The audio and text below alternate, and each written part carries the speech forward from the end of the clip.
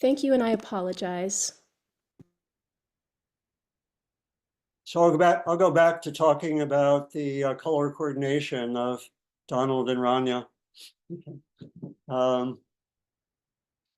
Yeah, so the two arrows teaching, the Buddha mentioned the first arrow. We have a certain amount. We have at times painful experiences, difficult experiences. This is like being shot by the first arrow. And the Buddha said, what distinguishes a skilled practitioner from a non-practitioner? His answer was a non-practitioner, because of the presence of the first arrow, will shoot a second arrow. And we could say that could be at oneself or about another, or at another, as if this would help. So examples of that would be, I have something painful in my body, I contract around it. Someone says something I don't like, I go into reactivity and say something back very quickly.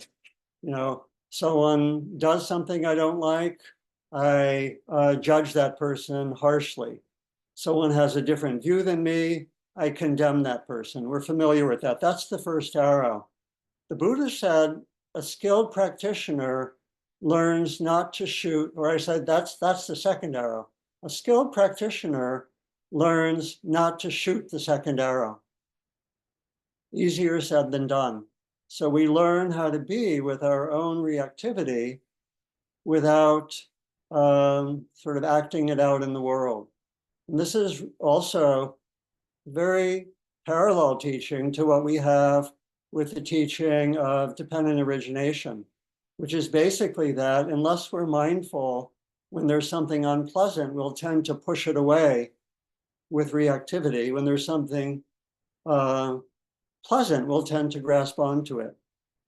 And so we can see the way that could manifest in terms of Israel-Palestine. We could grasp after views. We could be very reactive towards people with other views. We might have anger and antagonism coming out of what's painful for us.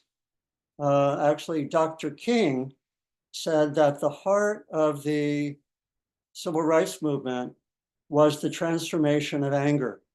It wasn't the squashing of anger or the getting rid of anger, but the transformation. And I think that's at the heart of our practice. It's the transformation of reactivity. I think for that reason, I think this teaching is very much aligned with the teachings about nonviolence, which are basically, we have received pain, we have received oppression, we will not pass it on. In other words, we will not shoot the second arrow. And yet, maybe last thing to say, and then we'll do a practice together, we can see how that in many ways, the whole history of what we call Israel, Palestine, for want of better language, has a lot of shooting the second arrows. The Michael Lerner said that Jews jumped out of the burning building of Europe after World War II and landed on the Palestinians. We can see the way there has been a continual succession of shooting second arrows, and even that there is, at this point on both sides, massive amounts of intergenerational trauma. Basically pain that has not been transformed. And that when there's that kind of pain that hasn't been transformed, people can't be in the present moment. And we can see that, just how things are really dominated, as I've been told by friends in Israel, dominated so much by fear and by anger and so forth. Okay, so how do we practice with reactivity? And again, we could take the next few hours with this, but I'll be brief. One of the main ways of practicing is to bring our reactivity to mindfulness and be present with our own reactivity really the key is if I can actually touch in my own experience what's driving the reactivity, which is typically the unprocessed pain. If I can actually touch that, it becomes possible to act without the reactivity and to be rather responsive, to go into response rather than reactivity. So that's going to be a key to our practice. So let me ask you right now, choose an example, maybe that's been there for you, of reactivity. And again, there can be anger and reactivity about injustice. The long term, we want to, when we transform reactivity, we preserve insight into injustice, but we transform the reactivity. So take an example for you in your own experience of reactivity in relationship to Israel-Palestine in the last year. Maybe where you've judged someone else for their view, or something has just been deeply, deeply painful, sadness, grieving, that turns into reactivity. Choose something that on a scale of 1 to 10 in terms of intensity is maybe in the 5 to 8 range.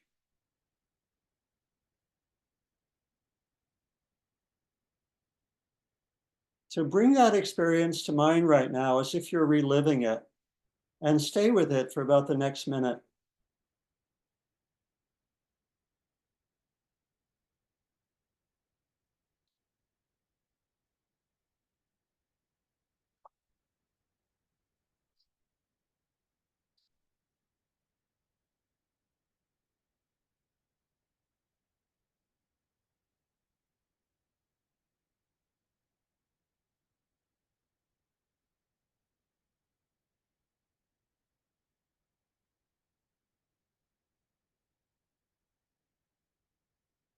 And take some time now just to feel what it's like in the body. Bring mindfulness to the experience in the body.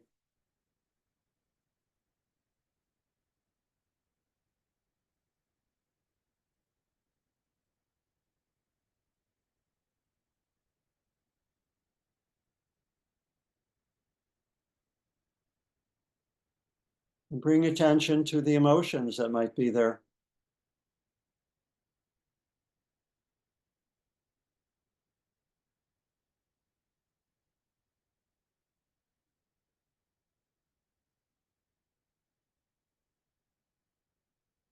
What are the thoughts or narratives or storylines?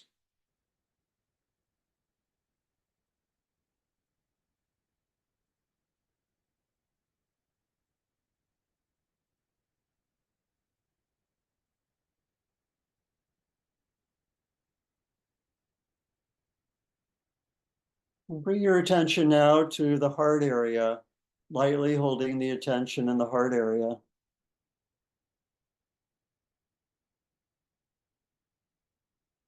Can you feel perhaps some pain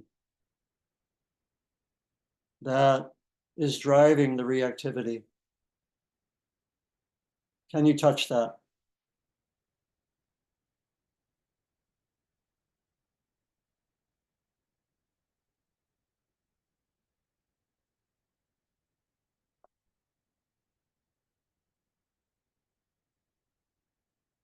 Now let me invite you to let go of that difficult experience. If you want to shake out a little bit, you can do that. And I'll turn it over to Ronya. Thank you, Donald. So we're really going to be exploring things that can help us work with this conflict. And during the first session, several of you shared that one of the hardest challenges that you had to deal with was when you were dealing with friends or loved ones that had radically different views about the conflict overseas in Israel than you had.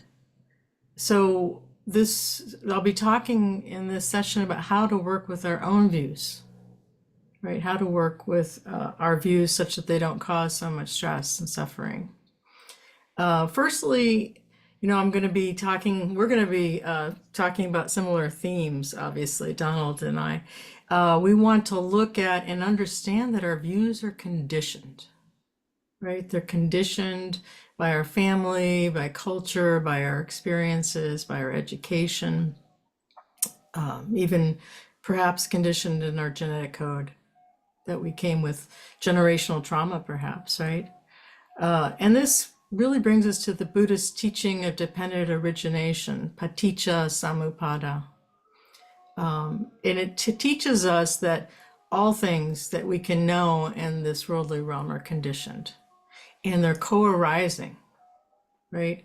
They're co-arising because something else gave cause to them arising first, right? So anything that we're feeling right now is dependent on several other factors that arose before that, like dominoes. This led to this, which led to this, and that all things are conditioned, and we're conditioned as well too. Our thoughts, objects, our beliefs, the way we view things, our perspectives, everything is conditioned, right? And nothing lives independently of anyone or anything else, right? So this is really an important teaching, especially for me being Palestinian, right? I've had to look at my conditioning and how it has led me to holding and having trauma and holding the situation the way I have so that I can shift how I'm holding it to suffer less, right? So as some of you remember from the last time, since I was a child, I've been flooded with the Palestinian perspective from relatives living over there, or who were either kicked out or hearing about all of my relatives as victims to the Israelis, who were abusive and they continued to be abused over there. Several of them fled, including my family, to avoid this continued, what they spoke about. I was conditioned to see that we've been abused, we're victims.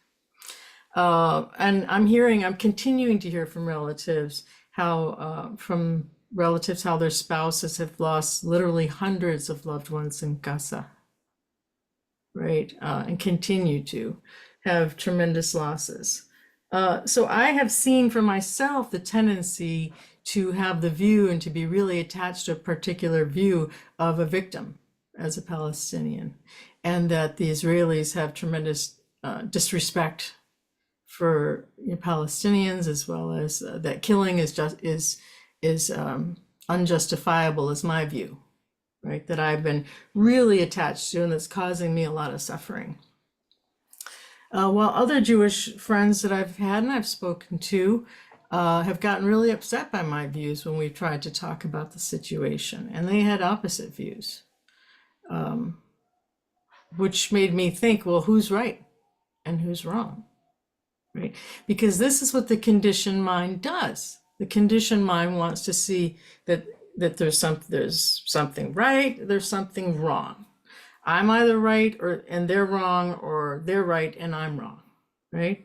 Which this type of thinking just causes more and more suffering, and it helps you feel disconnected from not only yourself but the people that you love and respect as soon as you turn them into self and other, right and wrong.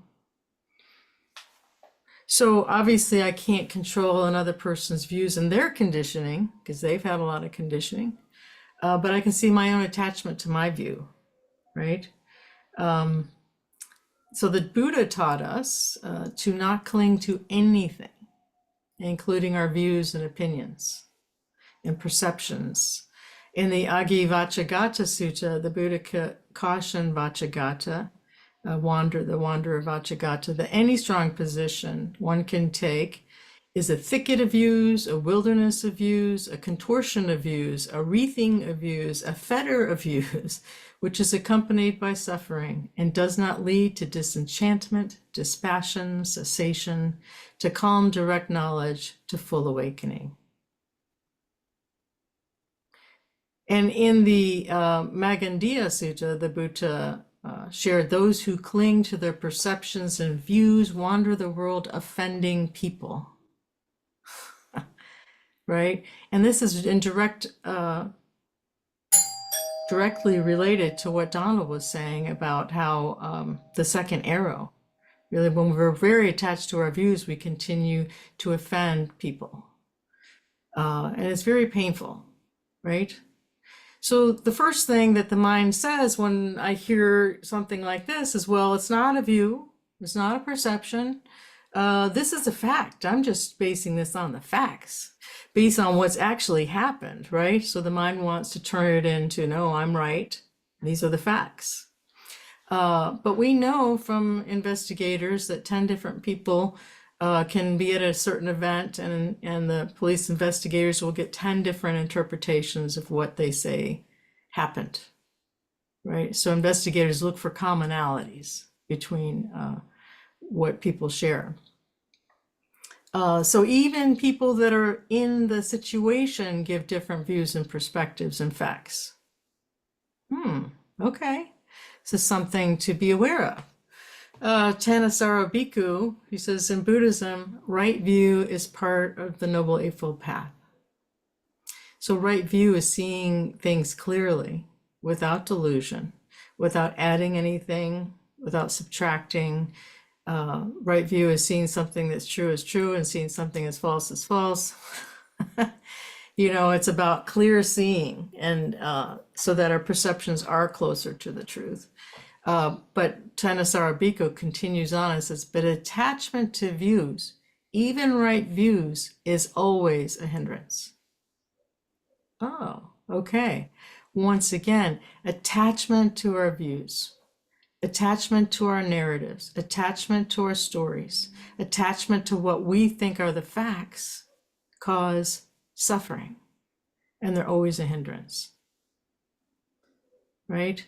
And, I've even done this, argue the facts, according to what I believe are the facts, with someone else who has totally different facts, right? About this conflict and other conflicts as well. So you'll notice when there's a conflict, there is no shared database of facts, right? There's these group of facts that we choose to focus on, and these group of facts, they're different interpretations. And depending on who is reporting them, and depending on our conditioning. So what facts do we choose to listen to and believe, right? The Buddha taught us that all the conditioning, the causes and conditions that have taken place have led you to this moment, to how you're going to relate to this moment, how you're relating to my talk right now, what you're actually hearing. I've given, several Dharma talks in my lifetime, and I've found it interesting. I plan my talk, I have my suttas, I have the main points I'm going to make. And people have walked up to me and said, wow, I really enjoyed when you talked about so-and-so. And I'm like, I never even talked about that. So because of our conditioning, we tend to hear what we think we're going to hear versus what's actually happening. And we have to be open to that. What we think is not necessarily fact.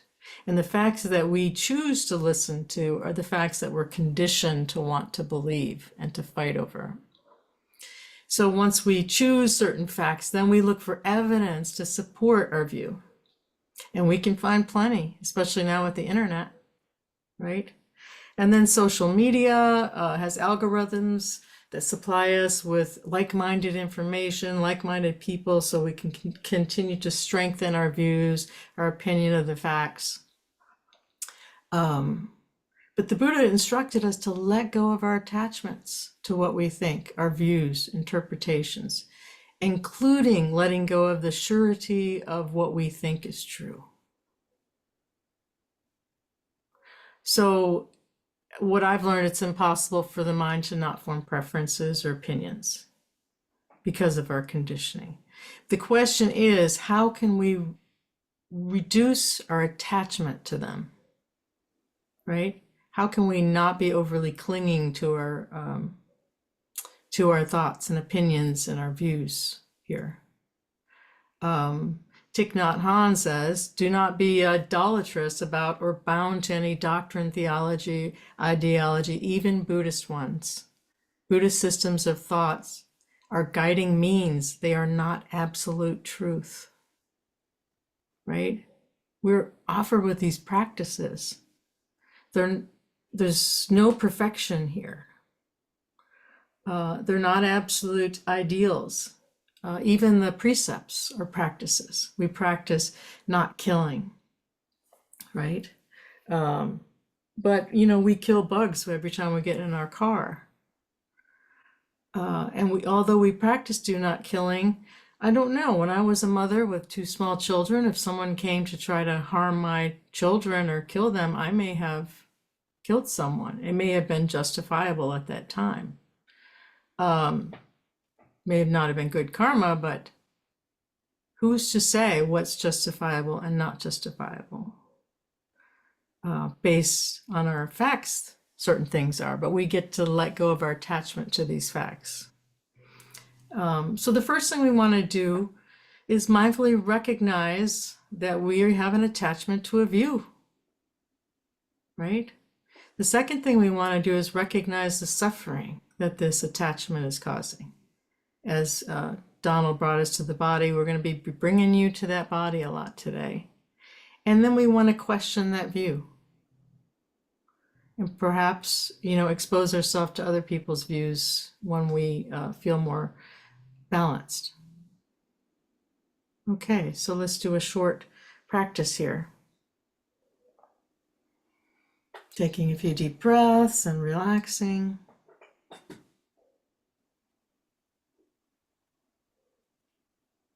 And we're going to be questioning our view, but first coming up with the view that you hold very strongly about this conflict.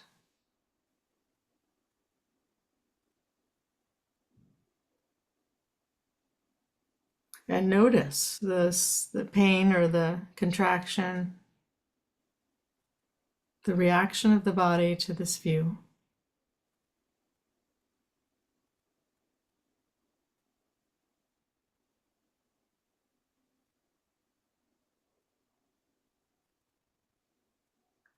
And notice the belief, the facts, the thoughts that are feeding this view.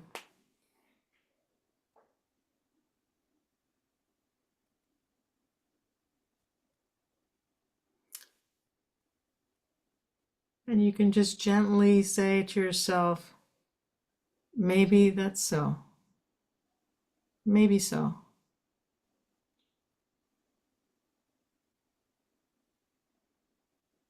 Maybe not so.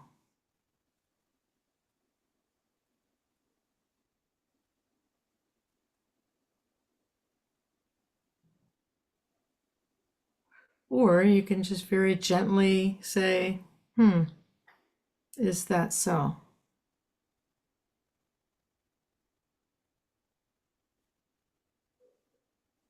Maybe so.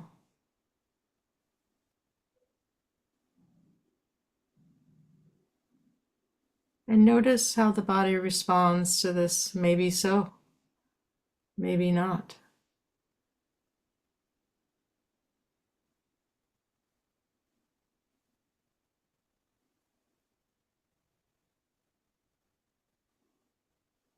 And perhaps asking yourself, can I be 100% sure that my view is 100% true?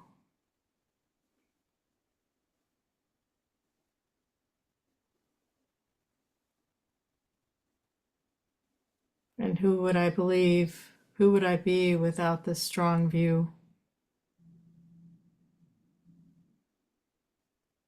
And once again, checking in the body and notice any change in the body.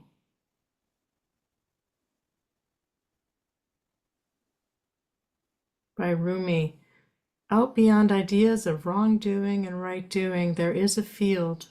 I will meet you there. When the soul lies down in that grass, the world is too full to talk about. Ideas, language, even the phrase each other doesn't make any sense.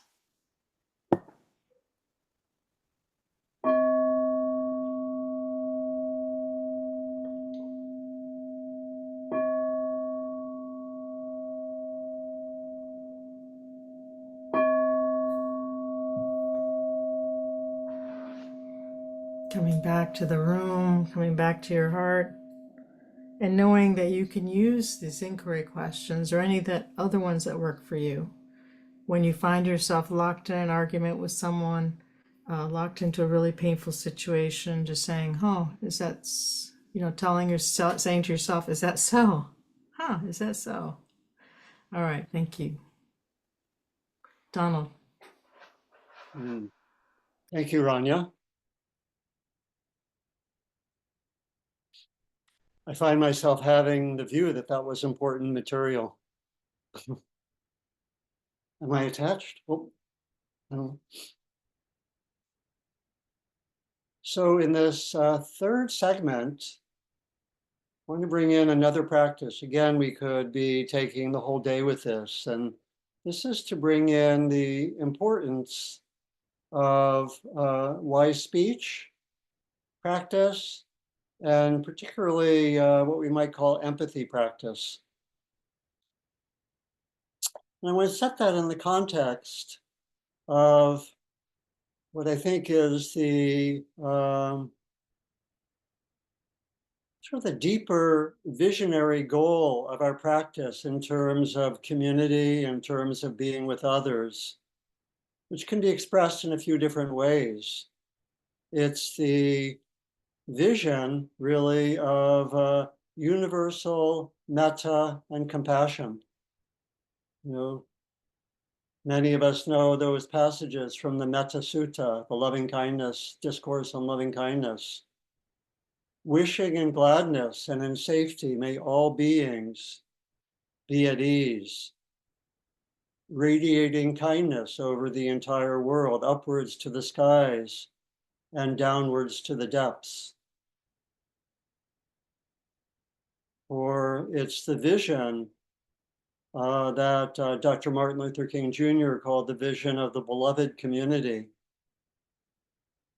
where we have the vision of welcoming everyone into the beloved community and meeting the needs of all and approaching conflicts with the aim of finding ways to meet the needs of all, not to have one side win, so to speak.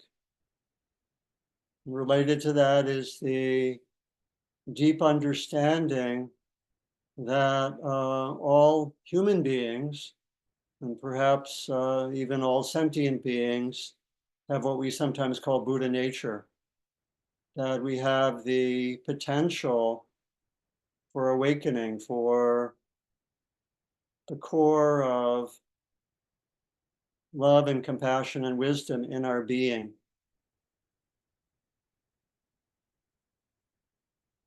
Dr. King said, the end is reconciliation, the end is redemption, the end is the creation of the beloved community.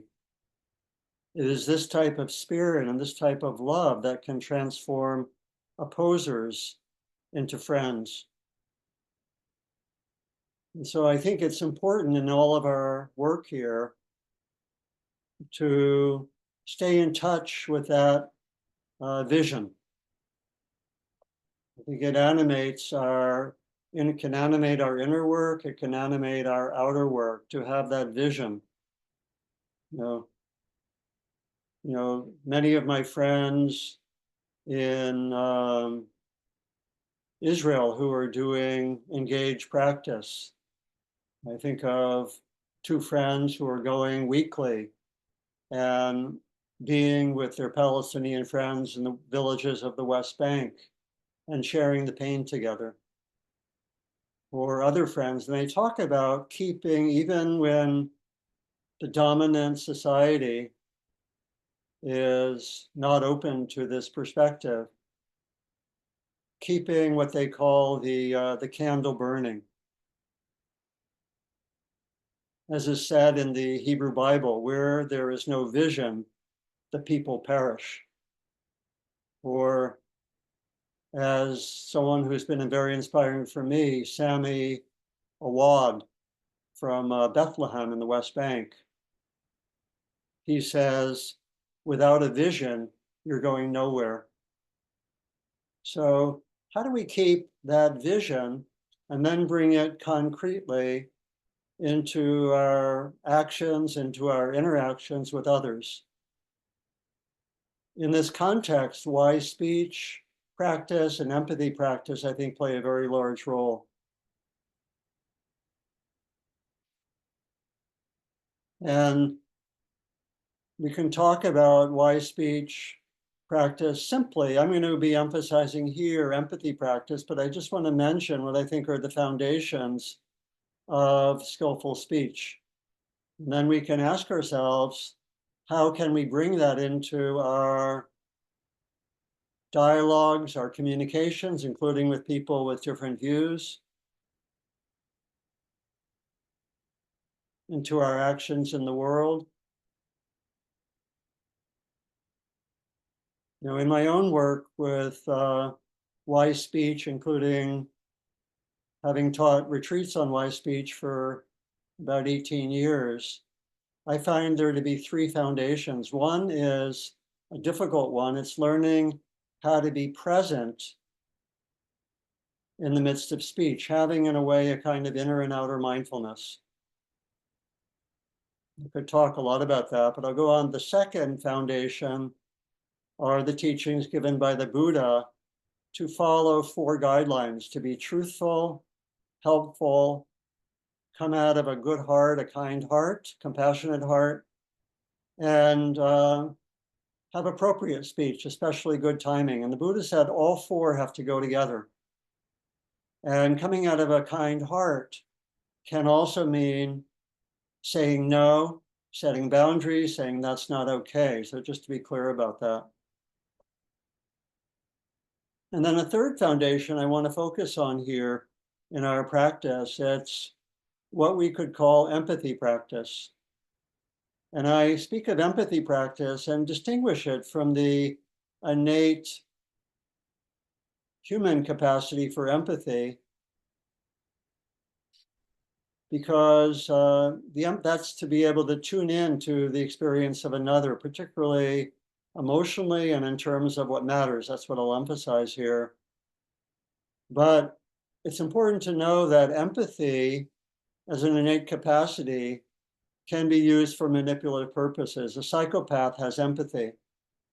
A manipulative politician has been known to be empathic and tune into what people feel, right? We know that.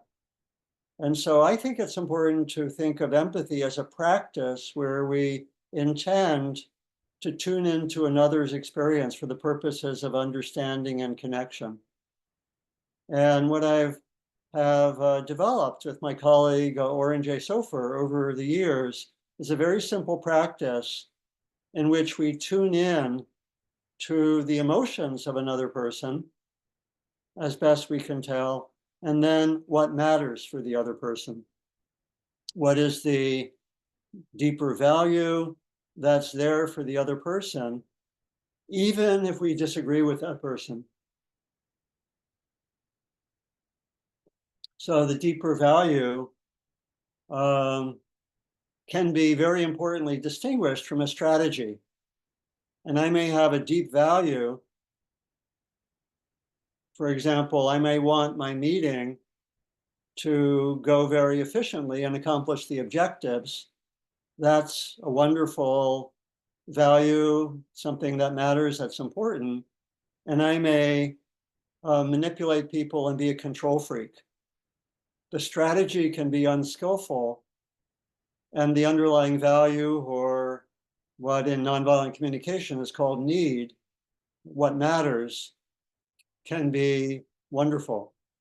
You know, I once was part of an interfaith retreat at Los Alamos National Laboratory in New Mexico, and we were there 5 days. We had lunch every day with the nuclear scientists and the technicians.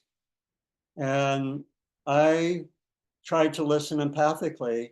I could connect with what mattered for them, which they communicated as security, and I could disagree with the strategy. That's a really crucial distinction here. So let's do a simple practice where I'm going to talk for 1 minute, and I want you to tune in to my emotions and what matters for me.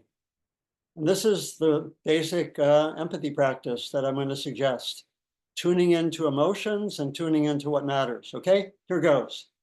You're ready to be empathic towards Donald? Set your intention. Okay. When I'm home about 5 or 6 days a week, I go swimming.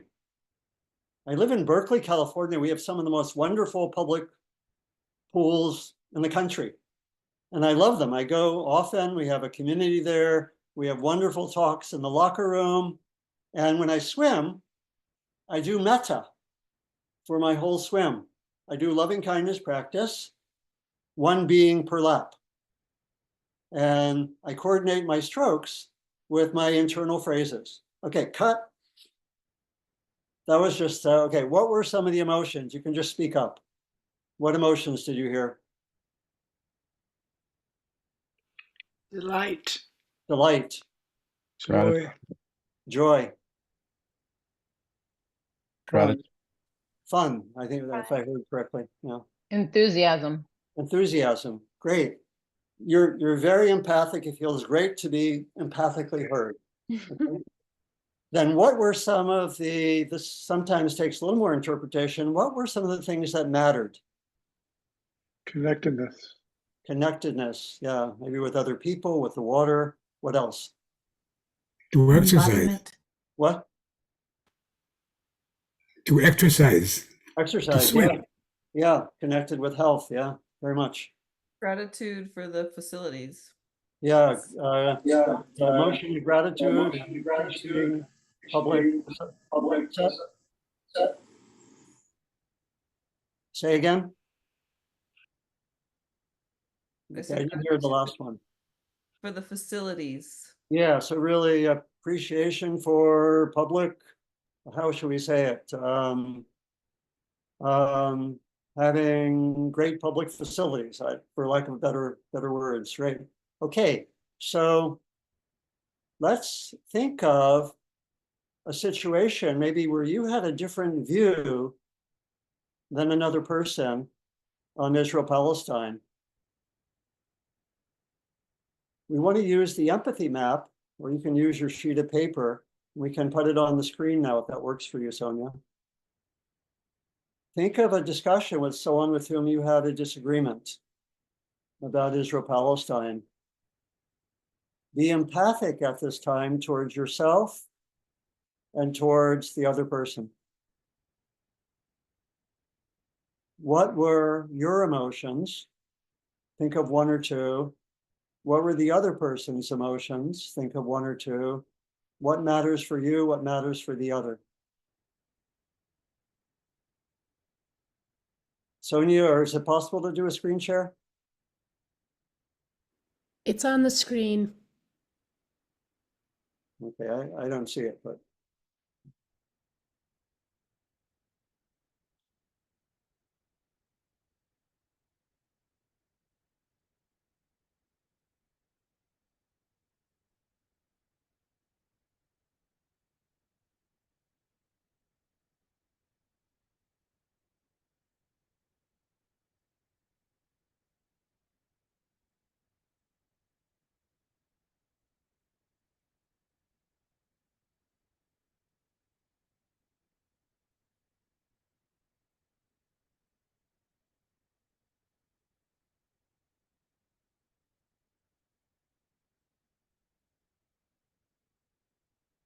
Okay, maybe we can come back to that in the discussion.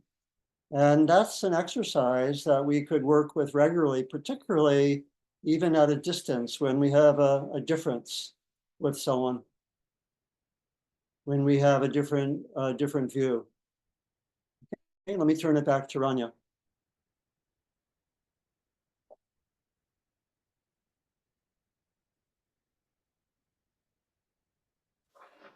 Thank you, Donald. Really appreciate that. So building on everything we've talked about thus far, Donald did a short practice with this, and I'm going to really emphasize mindfulness of the body, mindfulness of emotions and mental states, and how they are at the core of our practice with working with any conflict, including this one, right? This crisis is bringing up a lot of emotional and mental stress.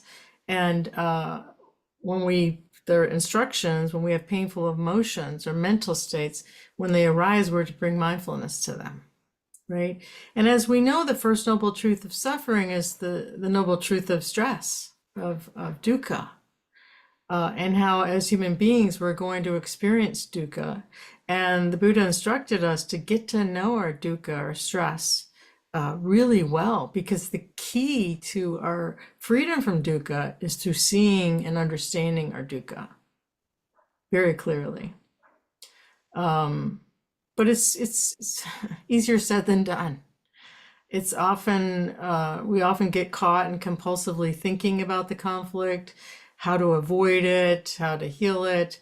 And we get so compulsively locked into watching the news or learning new things or arguing our point or go do demonstrations and stuff. Meanwhile, we are not feeling directly our emotions in our body and what's going on in the body, right? And once we start doing this practice in earnest, we're going to keep inviting ourselves to come back to the body, come back to the emotions, come back to mindfulness of the mind and see what thicket of views and mental states that are arising, that are causing us. This is at the core of having wise speech and wise view and empathy and a kind heart. We have to go to the root, go to the core, right? Which is right here in this fathom-long body. Yeah. So it's hard to be a human being because we ask you to let go of your attachment to your views, hold them lightly, practice being empathetic, and then all of a sudden, all these strong emotions might arise. Yeah, when we let go of our the facts and things that we think that are buoying us up to be right, then we have to deal with the pain of being a human being, and that the people that we love, that we're connected to, on both sides and any side and all humans. When we see or hear of another human being suffering, when our heart is open, we suffer too. There's a contraction to the heart that says, "Oh, I want you to be free. I don't want to see any of my fellow beautiful human beings being afraid or stressed or being killed or harmed in any way," right? And this isn't just about the Israelis or the Palestinians. This is about all human beings throughout the world. But it's much harder when we have friends or family who are living in Israel or that we know of, who are afraid of being harmed or that are, being killed or anything like that on both sides. Yeah, so anytime we've been threatened or abused or there's conflict, this can trigger really strong emotions. And it can trigger strong emotions that are left over in our body from our past. Yeah. So how do we work with these strong emotions? I'm going to go back to the Satipatthana Sutta, the Buddhist instructions on mindfulness of emotions. And this is what his instructions. Here, a practitioner understands a mind, and he said emotions happen in the mind, by the way. Here, a practitioner understands a mind affected by lust, which could be desire, greed, as a mind affected by lust, and a mind unaffected by lust as a mind unaffected by lust.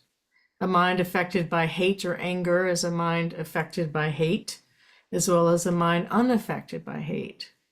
One understands what gives rise to these mental states, as well as what gives rise to their nature of vanishing. Mindfulness that there is an emotion or mental state is established in one to the extent necessary for bare knowledge and mindfulness. One abides independent, not clinging to anything in the world. This is how one works with emotions. Okay, instructions are pretty simple. Bring mindfulness to an emotion when it's there. His instructions were don't get rid of the emotion. It didn't say anywhere about getting rid of the emotion, right?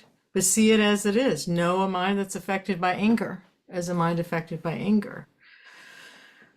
So with sustained mindfulness, we'll see what gives rise to this emotion. We'll see all the causes and conditions that give rise to it. We'll see what makes these emotions stronger, which makes them last longer.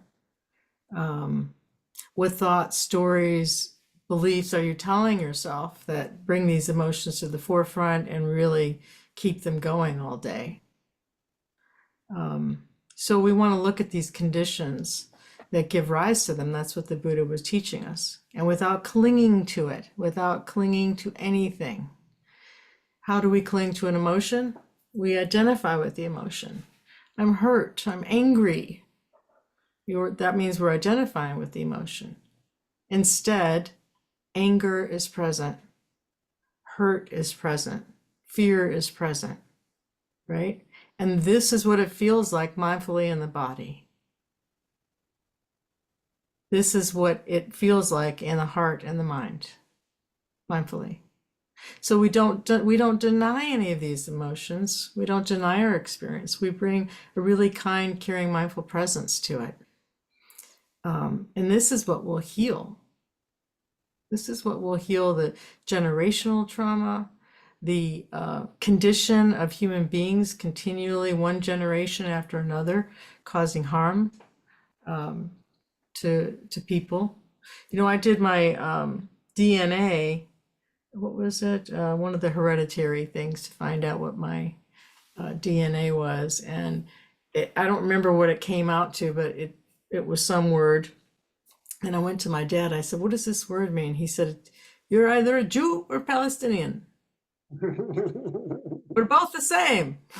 Same genetic code. Same genetic. So I was like, oh, right.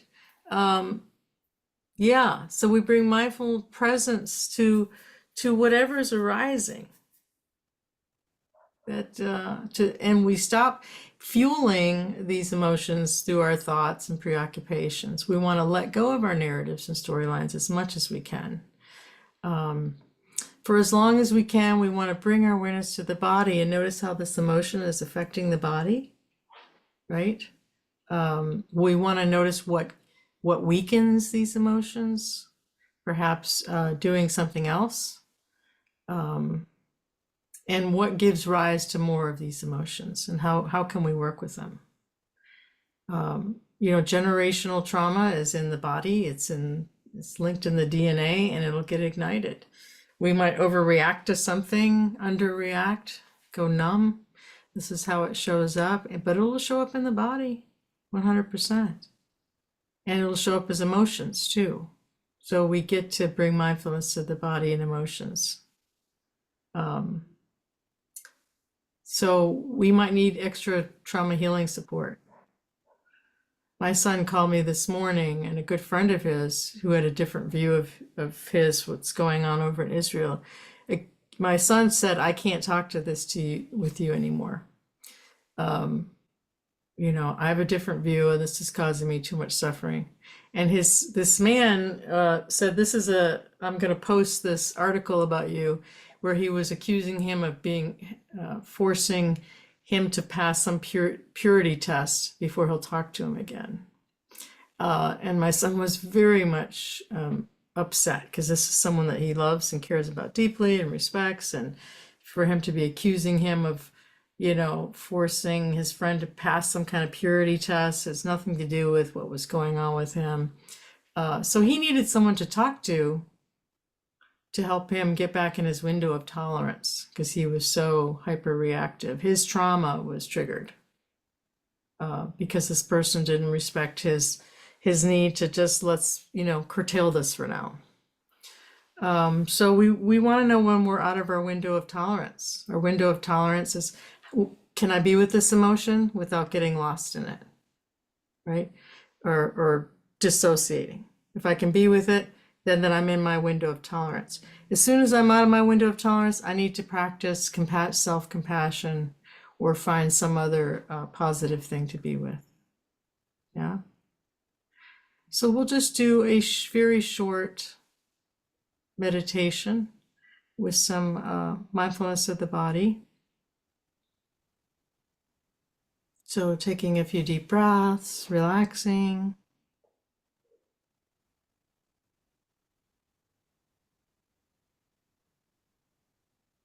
And just noticing the body right now, the energy, temperatures, the movement.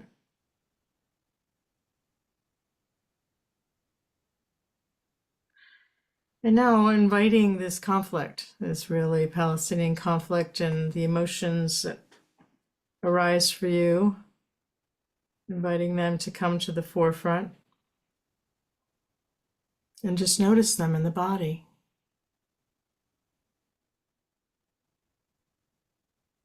And what sensations are arising in the body. And you might want to name them: squeezing, tension, pressure, heat. Do they have a color? Do they have a texture? Are they moving? Are they staying the same? Can you be with them? Can you allow this conflict to be here in the body? Bringing kind, caring attention.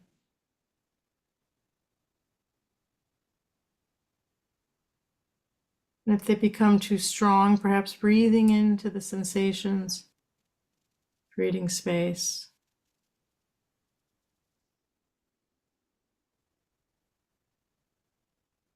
If it becomes too strong, perhaps finding a pleasant place in the body,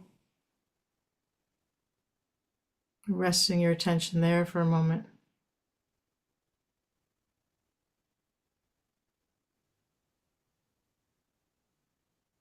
And if it's helpful,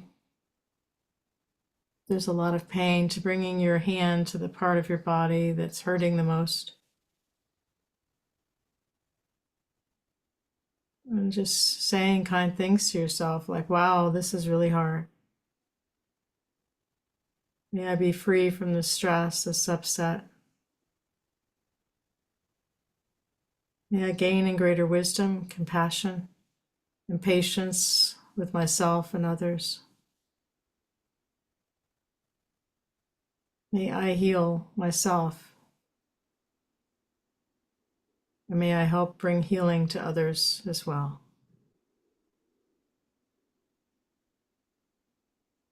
And may all humans remember their interconnectedness. And may we all be at peace together.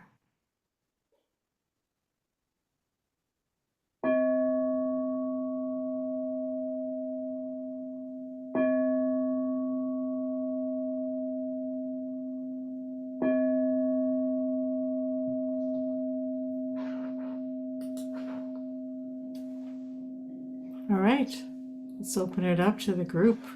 Do you want to say something, Donald, about that? Yeah, let me give a few guidelines for our discussion. Following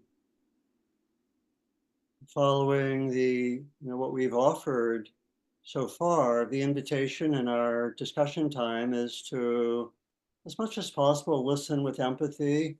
Again, recognizing that empathy can coexist with disagreement, seeing things differently. As much as possible, bring in inner and outer mindfulness, have some sense of what's going internally, even as you pay attention externally. And you could share something or ask a question related to the teachings and practices that Ronya and I have offered. There could also be some offering from your own experience of maybe practices or ways of working with what's come up that we didn't mention that may have been helpful for you. And or there may be other ways that you've used some of the practices we did name. So really any of those could be there, and Sonia will recognize people. Thank you, Donald. I'll just put this in the chat window, but you're welcome to raise your hand electronically if you'd like to share something or ask a question. And you can also write me a direct message in the chat if you'd prefer that I just read your question or comment out loud anonymously. That's fine too. So would anybody like to begin our conversation?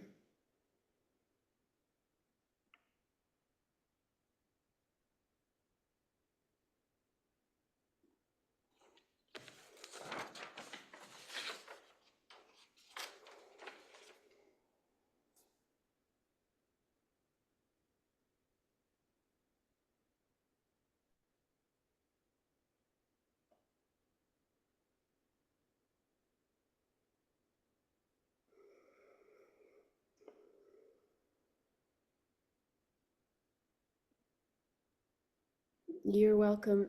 Ronya, did you want to say something?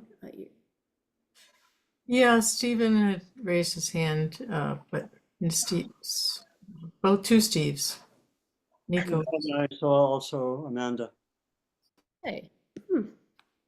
Interesting. Okay. Feel free to call on the first person in the list.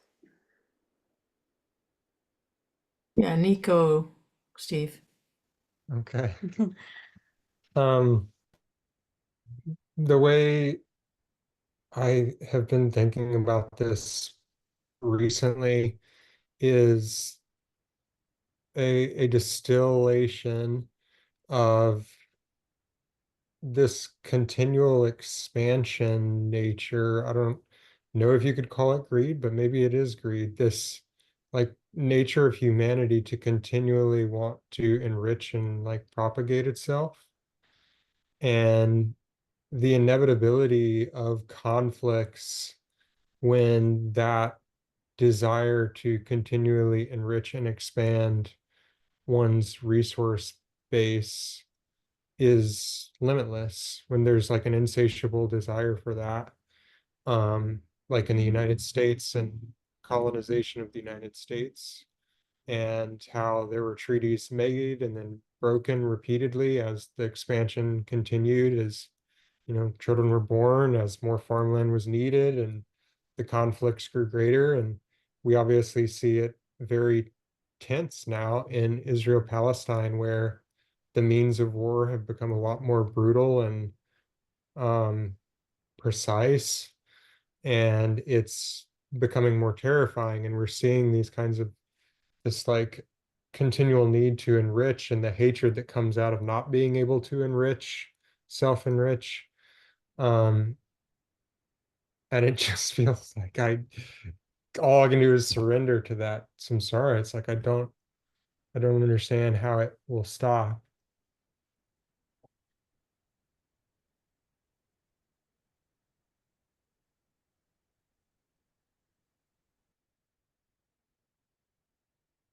Steve?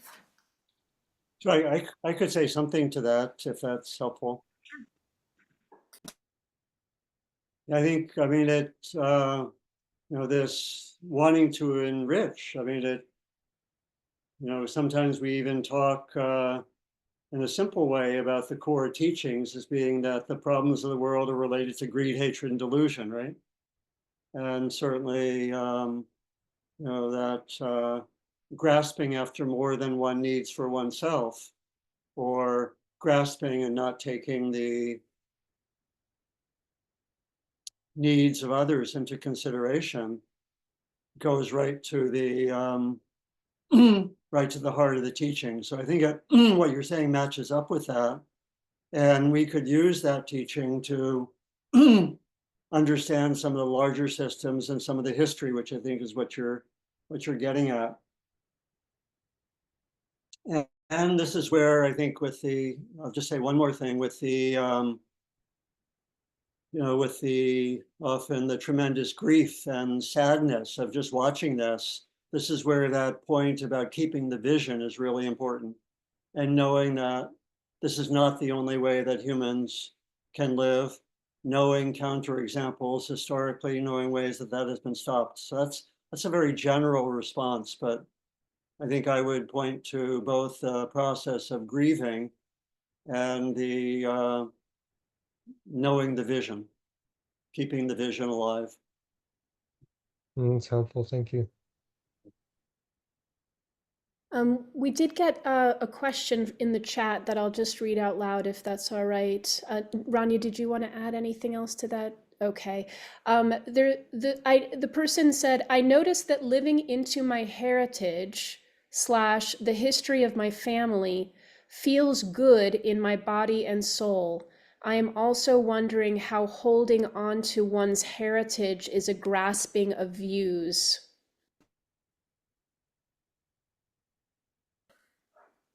Yeah, that's a good question. I think that it feels good to, our heritage is in our genes. It's passed down from generations. Their experiences are passed down. Their wisdom is passed down. I don't think there's any problem with appreciating and really relishing the beauty and the connection and the wisdom that comes from our heritage, right? I think it becomes a problem when we start to suffer, when we start to have stress that some view or some practice from our heritage or some way of being is causing us to want to fight with somebody else that has a different heritage, a different cultural experience or way of relating with the world. Then we want to bring mindfulness to that and notice that we're attached to our heritage, attached to our view. Yeah. And it's up to us to figure that out. Yeah. Do mindfulness. Thank you. Could I add something really brief there, Sonia?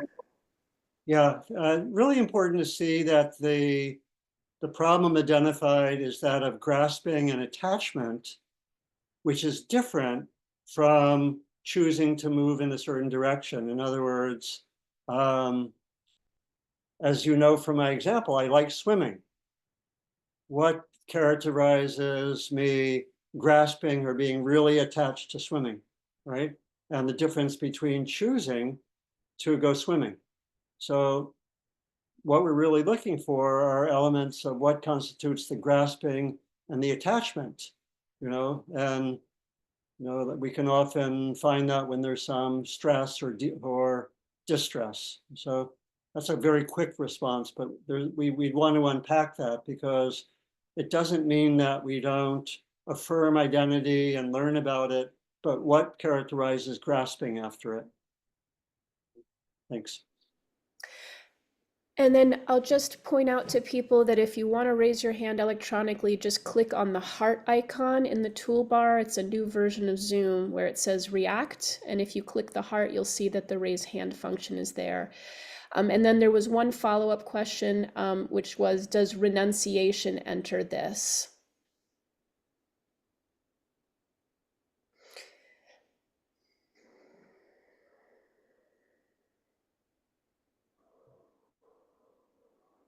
Do either of you want to comment on that? I'm not sure what they mean by that. Like, Yeah, I'll ask this person monastic. Yeah. Yeah, perhaps to give a little bit more information. In the meantime, we can hand it over to Amanda. Thanks, Amanda. Oh, thank you. And there might have been an initial person who was raising their hand before me too. So I hope that they'll raise their hand again. My question is that I am in some Buddhist circles where my perception is that some people have difficulty understanding how people could see it any other way, see the situation any other way from how they see it. Or sort of like the first gentleman was describing, you know, it's just like, oh, this is such a problem that humanity has just continued to exhibit for generations and generations. And, you know, I hear people sort of feeling anger about that, expressing anger very understandably. But what I struggle with is feeling like there are assumptions being made about those who are not expressing their anger in the same way. So that is a little bit of that's a struggle for me when I perceive that someone else is in reactivity. And maybe we're not in a one-on-one dialogue, maybe they're operating in a, you know, in a more public forum or something. Or I am having a one-on-one dialogue, but it's like proliferated so far before I finally realize, oh, they're acting on a belief that does not feel accurate to me. I don't know how to slow them down. I don't feel very skilled in that situation to sort of slow things down and suggest that maybe they're making an assumption that doesn't ring true with me. I just wonder if you have any thoughts about that. I could respond if that's okay, Sonia. Yeah, thanks, Amanda. It gets at a lot. I'll be brief. Sort of responding on two levels. One of them is on the level of community, and the other one is more in terms of individual interaction with an individual. Because you're talking about circles where there might be a community, and I think it's so crucial for Buddhist communities to really have shared models of wise speech, of practicing empathy, of working skillfully with conflict. That has often not been the case historically. You know, I know from my own experience. And so really having almost like group norms, understandings, and trainings. I was actually once asked, you know, for in 2009, I said I was going to be brief. I better be brief for the story. In 2009, there was a major conflict at Spirit Rock. And after that, I was asked by the staff to do wise speech trainings for the whole staff. And I did that for 5 years with the staff, although I was told that because it wasn't mandatory, those who really needed it didn't come. But that's another story. So I think on the level of group norms, group trainings can be really, really crucial for a community. And then secondly, individually, I would just lead with empathy. You know, do something like the empathy practice, slow it down, really try to connect so the person feels heard, because only when the person feels heard will there be a possibility of sharing differences.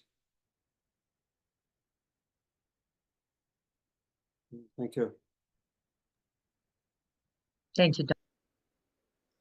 Oh, yeah, feel free to raise your hand if you'd like to share a comment or a question. In the meantime, we did get some clarification in the chat from a participant asking, I think this is particularly in regards to the empathy practice, is do you have to give up some of your individual needs in order to meet the needs of the other to create peace? Peace then can become the larger need.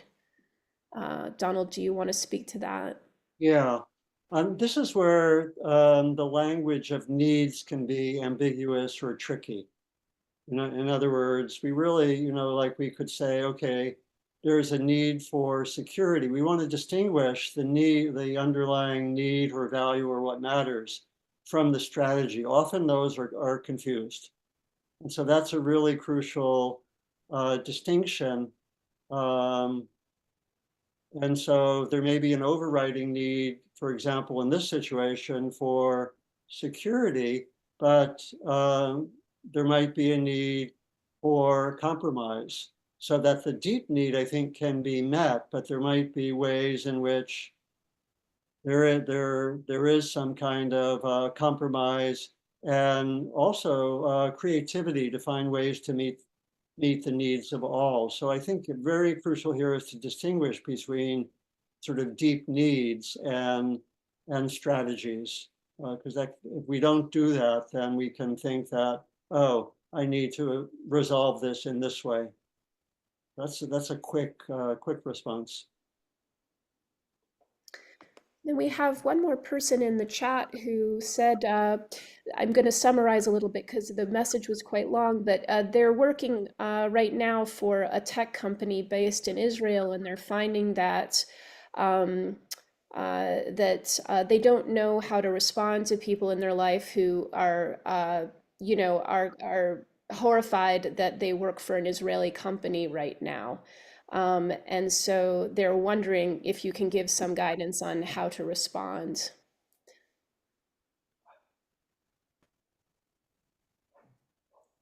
Yeah, that's wow. I'm not sure. I would just be with my own horror of their horror, and just bring compassion and empathy the, to their judgmental mind and their horror. And really come back to the body over and over again, because people are projecting their unresolved emotions, their unresolved views and everything else on people. And yeah, I think we need to lead with empathy, like Donald said, feel that they're really suffering, and that's yeah, and not take that on. Yeah, well, we could probably go on for a very long time, right, Donald? But Yeah, wanted to start wrapping this up. Is that okay? yeah. Yeah. Yeah, even that last question, we could take the next 10 or 20 minutes with it. There are a lot of subtleties and dimensions to it. Yeah. So we want to now, just based on everything you've experienced, whether you've been here this just today or the last 3 sessions, to please put in your intentions in the chat box. What your intention is moving forward, working with this crisis within yourself, with others. And we'll just look at a few of these intentions to gladden our hearts and minds.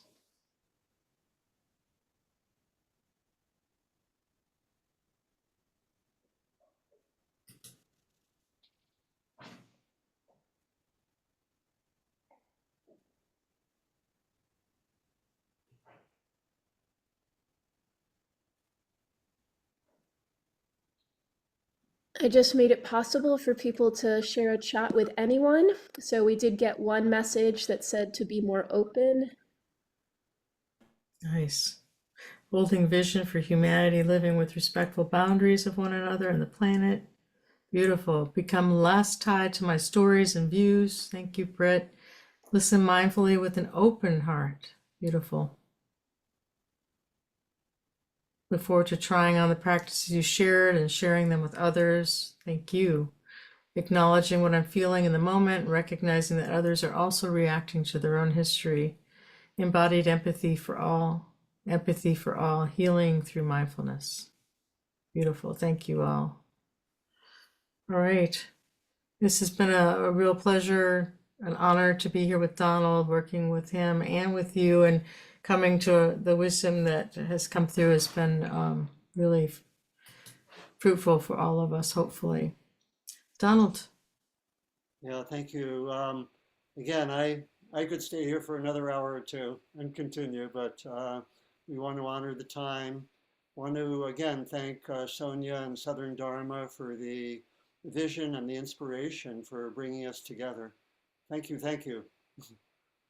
And thank you, everyone. I know would have loved to have heard from everyone, but know that everyone is really connecting this really hard time and often painful time with your dedication to practice in different ways.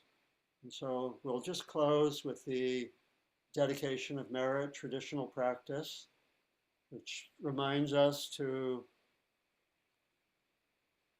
keep in mind the intention of our practice, which is to benefit ourselves, but also very much to benefit others, ultimately all others. May our time together benefit our own practice. May our time together be of benefit to those in our lives, including those with whom we disagree. May our time together be of benefit beyond ourselves and beyond our own circles to all beings. May our time together benefit all beings, knowing that we are part of all beings.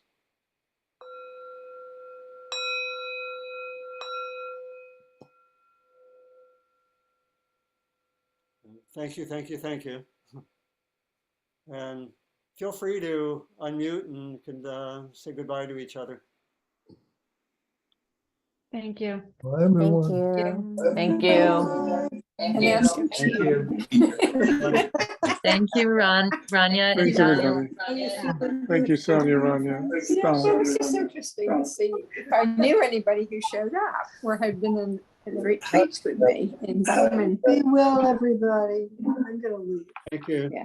Thank you.